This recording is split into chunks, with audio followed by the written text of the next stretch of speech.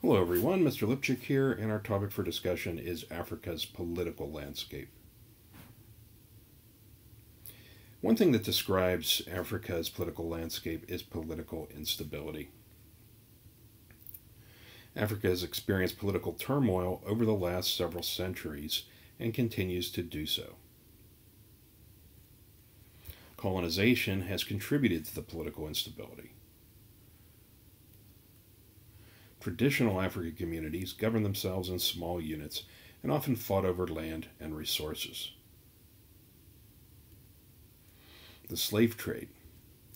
The slave trade with Europe caused a decline in traditional African trade. It took advantage of conflicts between different tribal groups who sold captives into slavery.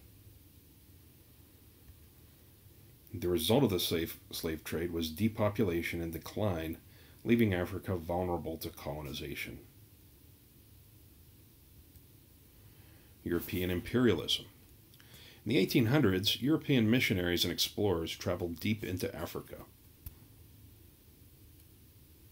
They saw the land and natural resources that were available.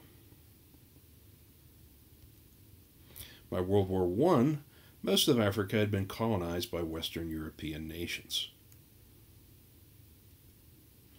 Tribes who did not get along were forced to live together within these colonies. And many were enslaved and their resources stolen. Nationalism and Independence. Africans resisted colonization of their lands. After World War II, the colonial powers had been weakened, and independence movements grew in strength. By the end of the 1960s, only 6 European colonies remained in Africa. Settler colonies. In some countries, especially in South Africa, were dominated by large populations of white settlers no longer affiliated with Europe. These included Zimbabwe, Angola, Mozambique, South Africa, and Namibia. Although in the minority, the white populations used force to hold on to power. Apartheid. Apartheid is the South African, or was a South African policy of institutionalized segregation on the basis of race. Under this policy, whites had a better living standard and more political rights. Many nations imposed sanctions on South Africa in response to apartheid. By 1990, apartheid was defeated, and in 1994, the first multiracial elections were held. The African National Congress, or ANC, became the dominant political force,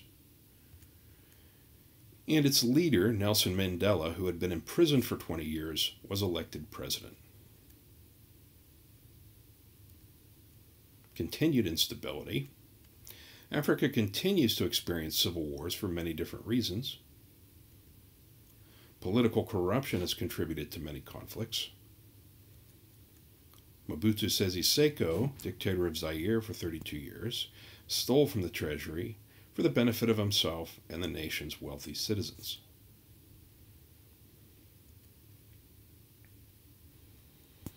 During the 1970s, in Angola, a former Portuguese colony, a political power struggle resulted in a civil war. The U.S. and South Africa supported an independent group, while Cuba and the Soviet Union supported a communist group. A brutal civil war raged, creating millions of refugees. The Nigerian Civil War, between 1967 and 1970, took place between the Igbo people and the Hausa and Yoruba peoples. The Igbo attempted to secede and create the separate state of Biafra. Millions were killed in ethnic conflicts as a result. The secession was stopped, however, and Nigeria was reunited. In 1994, in Rwanda, rival Hutu and Tutsi tribes began to fight one another.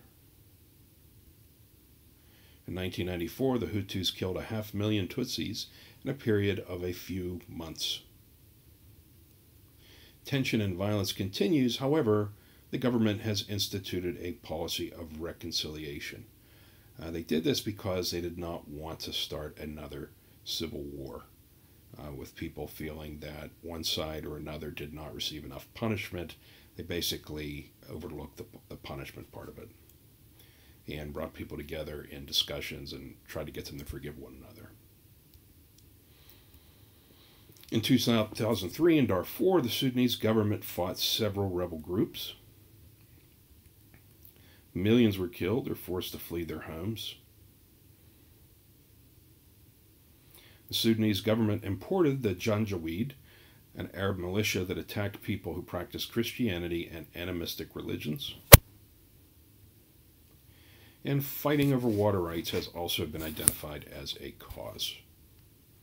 So you can see there is a relationship between the environment and the rest of human activity, including politics.